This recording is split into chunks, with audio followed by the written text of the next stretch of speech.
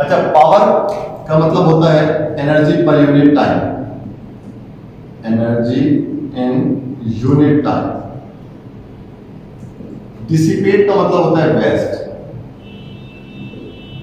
यानी कि एक सेकंड में, यूनिट टाइम मतलब एक सेकंड में आपकी कितनी एनर्जी वेस्ट हो रही है रेजिस्टर में, सही। यानी कि वो अगर रेजिस्टर है तो जब रेजिस्टर में एनर्जी आएगी तो वो इलेक्ट्रिक एनर्जी होगी, और जब रेजिस्टर में एटम के साथ कोलिजन होगी तो वही इलेक्ट्रिकल एनर्जी हीट में कन्वर्ट हो जाएगी, और अगर हीट में कन्वर्ट हो गई तो समझ लो जाया हो गई, हीट एनर्जी तो हमारे लॉस का सबब होगा ना हमारा।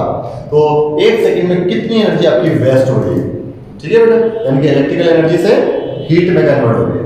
ओके, आइए फाइंड करते हैं बेटा। पावर का एक फॉर्मूला हमें जनरल पड़ता है, वर्क अपॉन टाइम। छोटी क्लासेस में हमने पढ़ा हुआ है वर्क अपॉन टाइम। इसको इक्वेशन नंबर 1 नाम देता हूं। इसको मैकेनिकल पावर कहते हैं।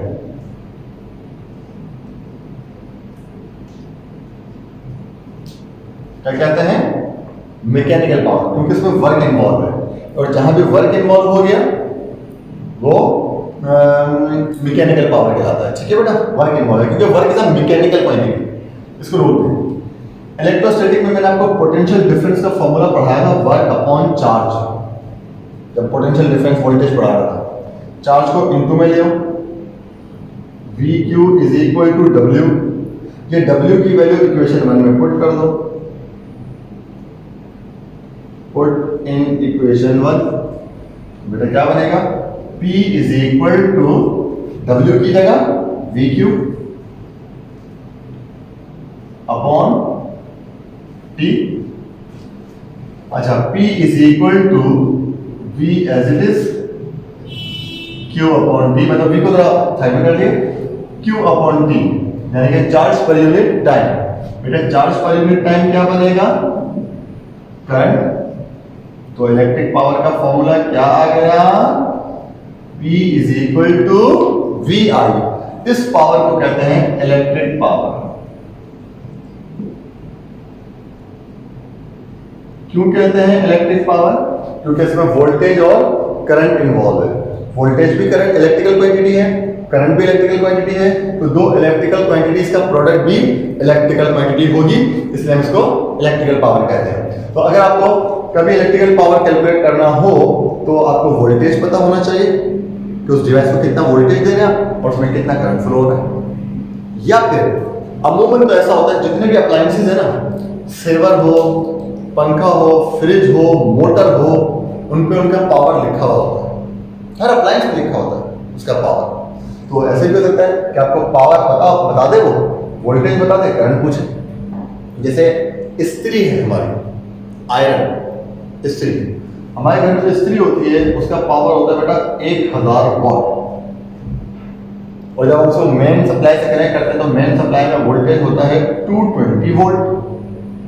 तो अगर आपसे पूछा जाए बताओ इस्त्री में कितना करंट फ्लो होता है, कितना करंट लेती है वो, आई बताओ, तो वही फॉर्मूला आपके सामने, P 1000, V 220, और ये I 220 मल्टीप्लाई करा, यहाँ पे डिवाइड,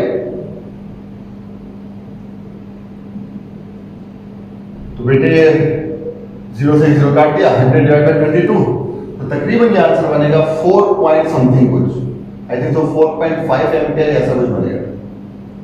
चेक कर लेना अप्रॉक्सीमेटली क्या है, क्योंकि अगर ये 20 होता और ये 100 है तो पूरा आंसर 5 आ जाता, लेकिन क्योंकि 22 है तो आंसर 4.5 या इससे थोड़ा सा ज्यादा जाएगा, लेकिन 4.7 4.8 एम्पियर अप्रॉक्सीमेटली। तो तकरीबन इतना करंट इस्त्री आपका लेती है। तो इस तरह आप किसी भी अप्लायंस में करंट फ्लो फाइंड कर सकते हैं। चलिए आगे चलें। तो एक तो पावर का ये फॉर्मूला हो गया। अब हमने एक इक्वेशन पढ़ी थी V is equal to IR, अगर याद हो तो V की जगह IR पुट कर रहा हूं, तो P is equal to V की जगह IR into I, P is equal to I into I square और ये R। ये भी फॉर्मूला हो गया पावर का। अच्छा, ये हम कब यूज करें? जब वोल्टेज और करंट गिवन हो, ये हम यूज करेंगे जब करंट और रेजिस्टेंस की वजह। और एक बात और सुन लो, स्पेशली हम ये फॉर्मूला यूज करेंगे पावर लॉस इन केबल्स। क्या हमारा केबल्स में, वायर्स में कितना पावर लॉस हो रहा है। जैसे कि पोल से मैंने वायर लगाई और अपने घर तक ले गया, अब ये वायर है ना, इस पर भी तो पावर लॉस होगा, तो कितना पावर लॉस होगा वो इस फॉर्मूले से कैलकुलेट करेंगे। ये जो ग्रिड स्टेशन होते हैं, ग्रिड स्टेशन हमारे घरों से काफी दूर होते हैं, ग्रिड स्टेशन, तो ग्रिड स्टेशन से जो हमारे महल्लों तक इलेक्ट्रिसिटी पहुंच गई वो वायर्स के जरिए पहुंच गई, तो कितनी इलेक्ट्रिक एनर्जी एक सेकंड में हमारी डिसिपेट जाया हो जाती है केबल्स में, वायर्स में, वो इस फॉर्मूले से कैलकुलेट करें। ठीक है बेटे, चलो एक और फॉर्मूला बनाते हैं। I is equal to V upon R, ये भी हमने पढ़ा हुआ। अब मैं I की जगह यहाँ V अपॉन R पुट करूंगा। पहले तो V की जगह I पुट किया, अब I की जगह V अपॉन R, तो फॉर्मूला क्या बनेगा? P is equal to V as it is, I की जगह V अपॉन R, तो P is equal to V into V square upon R, ये भी एक फॉर्मूला बन गया। सही है बेटा, तो तीनों पावर लॉस के फॉर्मूले आ गए। आइए आगे चलो। भाई ये एक सवाल है, कहा है a bulb is rated as 100 watt 220 volt. कभी भी आप एक बल्ब वगैरह लाओगे, उस पर लिखा होगा, उससे डब्बा होता है ना बॉक्स, उस पर लिखा होता है, तो bulb is rated as 100 watt 220 volt, मतलब पावर कितना है उसका 100 वोल्ट, मतलब एक सेकंड में वो 100 जूल एनर्जी देगा। और अगर उसको कितने वोल्ट से ऑपरेट कराओगे 220 वोल्ट से, तो अगर उस बल्ब को 220 वोल्ट सप्लाई से कनेक्ट करोगे तो उसका पावर कितना होगा 100 वाट। ठीक है, अब अगर what will be it's power, इसका पावर क्या होगा if potential difference is half. अगर पोटेंशियल डिफरेंस को हाफ कर दो, यानी कि 220 से 110 कर दो, तो क्या फिर पावर 100 होगा? अगर नहीं होगा 100 तो क्या होगा 25, 50, 75 या 100 ही होगा। वोल्टेज को हाफ कर दिया, 220 से 110 कर दिया, क्या होना चाहिए? फॉर्मूला में यूज करें, P is equal to V square upon R, अभी पढ़ाया था थोड़ी देर पहले। अच्छा, रेजिस्टेंस तो कांस्टेंट है, इसको छोड़ दो, रेजिस्टेंस इज कांस्टेंट, तो लिख सकता हूं P is directly proportional to voltage square. सही है ना बेटा? मेरे बच्चों वोल्टेज को क्या कर दिया, हाफ आधा, तो उसको लिखो V अपॉन 2 और उसके ऊपर स्क्वायर, तो P is proportional to V का स्क्वायर, V स्क्वायर अपॉन 2 का स्क्वायर 4। बताओ डिनोमिनेटर में क्या आ गया 4, यानी कि पावर कितने टाइम कम हो जाएगा 4 टाइम, 4 गुना कम हो जाएगा। तो इस वक्त पावर कितना है 100, इसको 4 से डिवाइड कर दो तो आंसर कितना है 25 watt. Correct option is A. लेकिन कुछ बच्चे इससे सॉल्व करते हैं, भाई P is equal to VI, सुनना इंपॉर्टेंट है, P is equal to VI के साथ देखो हमने वोल्टेज को हाफ कर दिया। अगर वोल्टेज हाफ हो गया, अब यहाँ तो स्क्वायर नहीं है ना, वोल्टेज हाफ हो गया तो अब तो पावर हाफ हो रहा है, हाफ का मतलब पहले 100 था, 2 से डिवाइड किया तो 50 आना चाहिए। अब इससे सॉल्व कर रहे हैं तो आंसर 25 आ रहा है, इससे सॉल्व कर रहे हैं तो 50 आ रहा है, तो अब क्या करें सर? नहीं भाई, दोनों से आंसर सेम आएगा। आओ देखो मेरा बेटा, P is equal to VI, आपने वोल्टेज को क्या कर दिया हाफ, मतलब V अपॉन 2, तो मेरा बेटा करंट भी तो हाफ हो जाएगा जब वोल्टेज को हाफ करोगे, क्योंकि ओम्स लॉ याद है, I is directly proportional to V। तो अगर आपने पोटेंशियल डिफरेंस को हाफ कर दिया तो करंट भी तो हाफ होगा, तो V अपॉन 2 ही मत लिखो, I अपॉन 2 भी लिखो। अब P is equal to VI upon 2 into 2 4, तो ये भी तो फॉर्मूला क्या बता रहा है, पावर 4 टाइम कम हो गया, 4 टाइम कम हो गया मतलब 100 divide by 4, answer is 25 watt. Same तो आया आंसर। आगे बात समझ में? चलो आगे चलते हैं। अच्छा, पावर को हमने लिखा एनर्जी अपॉन टाइम। भाई वर्क अपॉन टाइम या एनर्जी अपॉन टाइम बात एक ही है ना यार, तो मकसद तो नहीं। T को इंटू में लिया, P into T is equal to T, ये कहलाएगी इलेक्ट्रिक एनर्जी ना, क्योंकि हम इलेक्ट्रिक एनर्जी की बात कर रहे हैं ना यार। ठीक है। अगर आपको इलेक्ट्रिकल एनर्जी फाइंड करनी है किसी भी अप्लायंस में तो उसकी पावर पता हो और कितने टाइम तक उसको ऑपरेट कर रहे हो ये बताओ। जैसे इस्त्री, सुना भाई, इस्त्री कितने वाट की है, कितना वाट बताया, उसका पावर कितना बताया, पावर 1000 वाट, 1000, ठीक है। और उस इस्त्री को आप 5 मिनट तक ऑपरेट करते हो, 5 मिनट, और हम तो टाइम को सेकंड्स में लेंगे ना यार, तो मिनट से सेकंड में लाने के लिए किससे मल्टीप्लाई कर देना भाई, 60 से, क्योंकि 1 मिनट में 60 सेकंड, तो भाई मल्टीप्लाई कर दो इसको, कितना बनेगा ये,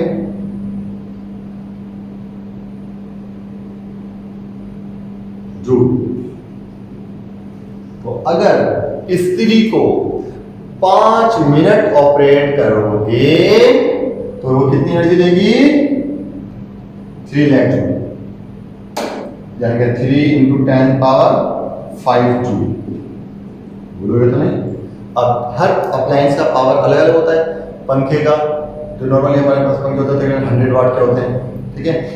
ट्यूबलाइट अब जो आ रही है तो सर एलईडीज आ रही हैं, उनकी पावर कम है। सेवर की अलग है, फ्रिज की अलग है। जिस अप्लायंस की बस पावर में ना, पावर उस अप्लायंस पे लिखी होती है वो रखो, और कितनी देर तक उसको ऑपरेट कर रहे हो वो रखो, लेकिन टाइम सेकंड में रखना, मल्टीप्लाई करो, पता चल जाएगा वो अप्लायंस कितनी एनर्जी ले रहा है, ठीक है बेटे। अच्छा, फर्दर अगर मैं एक फॉर्मूला मिल गया E = P × T, इससे मजीद फॉर्मूले बनाना चाहूँ तो भाई P की जगह VI, VI और T एज इट इज, तो एनर्जी का फॉर्मूला क्या बन गया, VIT, या P की जगह रखो I²R और बाकी T, तो एनर्जी ये भी फॉर्मूला बन गया। या फिर P की जगह रखो V²/R और ये T as it is, energy ये भी फॉर्मूला बन गया। इनको रटने की जरूरत नहीं, बस ये फॉर्मूला याद रखना, एनर्जी का P × T। फिर हम जब चाहेंगे P की जगह VI रख देंगे, P की जगह I² रख देंगे, या P की जगह V²/R रख देंगे। क्लियर। यहां एक चीज और पढ़े, किलोवाट आवर, किलोवाट आवर। आओ किलोवाट आवर समझाओ। आप कोई भी एक अप्लायंस लें आपके घर का जिसके पावर 1000 वाट हो, कितनी है बेटा, 1000 वाट। 1000 का मतलब है 1 किलोवाट। भाई किलो मतलब 1000 होता है यार, तो 1000 वाट या 1 किलोवाट एक ही बात है। तो इस्त्री जो होती है आपकी वो 1000 वाट की होती है, यानी कि 1 किलोवाट की, ठीक है। तो आपने इस्त्री ले ली 1 किलोवाट, और उस इस्त्री को कंटिन्यूसली आप 1 घंटे तक ऑपरेट करते हो, 1 आवर तक, 1 घंटे तक, ठीक है। अब आप एनर्जी कैलकुलेट करते हैं, E = P × T। बेटे पावर कितना, 1 किलोवाट, टाइम कितना, 1 आवर। अभी सेकंड में कन्वर्ट नहीं करेंगे, बस छोड़ो, सेकंड में कन्वर्ट नहीं करेंगे। तो E = 1 × 1 किलोवाट आवर। तो बेटा एनर्जी कितनी बन गई, 1 किलोवाट आवर, यानी कि किलोवाट आवर एनर्जी का यूनिट होता है, यूनिट ऑफ इलेक्ट्रिक एनर्जी, या इलेक्ट्रिसिटी का यूनिट होता है। तो बेसिकली आप 1 किलोवाट आवर को कैसे डिफाइन करोगे, if we have a device of 1 kilowatt and it is operated for 1 hour, then energy consumed by that device is of 1 kilowatt hour। और याद रखें, ज़हन में बिठा लें, ये जो 1 किलोवाट आवर है ये बिजली का एक यूनिट है, बिजली का यूनिट। ये जो आपके घर में मीटर लगे हुए होते हैं, इलेक्ट्रिक मीटर, और जब आपके मंथ में बिल आता है तो बिल पे लिखे होते हैं 500 यूनिट। फॉर एग्जांपल इस पूरे महीने में आपने 500 यूनिट यूज किए, तो 500 यूनिट का मतलब है 500 किलोवाट आवर एनर्जी यूज कर ली। तो जब 1 किलोवाट आवर एनर्जी यूज कर लेते हो तो बिजली का एक यूनिट बन जाता है। मतलब अगर इस्त्री को कंटिन्यूसली 1 घंटे तक चलाया जाए तो बिजली का एक यूनिट बना देगी। बात समझ में आ रही है? 1 किलोवाट आवर क्या है, बिजली का एक यूनिट है। अब अगर आपके महीने में 500 यूनिट आए हैं तो इसका मतलब 500 किलोवाट आवर एनर्जी यूज हुई है। कभी आप अपने मीटर पे, जो मीटर लगे हुए आपके घर पे, उस पे ऊपर जाके देखना, ये मीटर होगा ऐसे,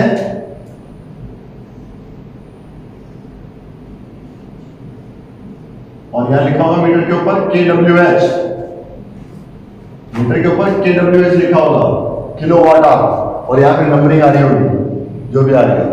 तो ये आपके यूनिट्स होते हैं, ये बिजली का एक यूनिट बन जाता है 1 किलोवाट आवर, ठीक है। अच्छा जी, 1 किलोवाट आवर कितने जूल्स के इक्वल होता है वो भी देखें। 1 kilowatt our, please concentrate. 1 kilo, kilo का मतलब है 1000, 1 किलो मीन्स 1000। वाट, वाट को लिख सकता हूं जूल पर सेकेंड, और एक घंटे में कितने सेकंड होते हैं? 3600 सेकंड, सेकंड से सेकंड कैंसिल, तो 1 kilowatt hour is equal to 1000 को इससे मल्टीप्लाई कर दें, और ऐसे भी लिख सकते हैं, ऐसे लिखते हैं 1 kilowatt hour is equal to, decimal को मूव करवाएं तो 3.6 into 10 power 6 जूल। तो डोंट फॉरगेट दिस पॉइंट कि 1 kilowatt hour is equal to 3.6 into 10 power 6 joule energy के इक्वल होता है। मतलब अगर आप जूल्स में इतनी एनर्जी यूज कर लें, जब किलोवाट आवर में 1 किलोवाट आवर एनर्जी यूज कर लें, तो बिजली का एक यूनिट बन जाता है। क्लियर भाई, समझ में आ गई मेरी बात? चले अब इससे रिलेटेड कुछ एमसीक्यूज होंगे, वो मैं कल डिस्कस करवाऊंगा, और एक टॉपिक भी है हमारा भी रह गया, इलेक्ट्रोमोटिव फोर्स। सोचा था इलेक्ट्रोमोटिव फोर्स कंप्लीट कर दूंगा, लेकिन कुछ एमसीक्यूज भी इससे रह गए हैं, और एक टॉपिक इलेक्ट्रोमोटिव फोर्स वो हम कल डिस्कस करेंगे, कोशिश करेंगे कल ही चैप्टर नंबर 14 स्टार्ट कर दें। क्योंकि देखो बेटा, एक बात मैं आपको बता दूं, क्योंकि डेफिनेटली हमने जो अभी इंटर स्टार्ट की है वो स्पेशली ईकेट स्टूडेंट्स के लिए की है, क्योंकि मेहरान का टेस्ट बहुत जल्दी है 20। तो मैं ये कोशिश कर रहा हूँ कि आपको 12, 13, 14, 15, 16 ये 5 चैप्टर तो पहले करवा, 12, 13, 14, 15, 16, क्योंकि अगर ये 5 चैप्टर इंटर से हो गए ना, तो समझ लो 5 चैप्टर इंटर से होने का मतलब है इंटर आपका 70% गया, 70% कंप्लीट हो गया। भाई पीछे कौन सा चैप्टर बचेगा? 11 हीट, फिर बचेगा 17, 18, 19, 20। लेकिन ये जो 5 चैप्टर मैं करवाऊंगा ना, मैं ये नहीं कह रहा कि बाकी चैप्टर्स नहीं होंगे, वो भी होंगे। 5 चैप्टर जो मैं पहले करवा रहा हूँ 12, 13, 14, 15, 16, ये आपके टेस्ट का इंटर का मैक्सिमम पार्ट होता है। यानी कि इन 5 चैप्टर से मैं समझता हूँ कि अगर इंटर से सवाल बने तो 7 सवाल आपके 7-8 सवाल बिल्कुल यहाँ से होंगे, ठीक है। इसलिए पहले मैं ये चैप्टर्स कंप्लीट करवा रहा हूँ। तो 12, 14 चैप्टर हम कल डिस्कस करेंगे, कल स्टार्ट करेंगे, लेकिन पहले कुछ एमसीक्यूज, फिर इलेक्ट्रोमोटिव फोर्स, और उसके बाद चैप्टर नंबर 14 का स्टार्ट। तब तक के लिए अल्लाह।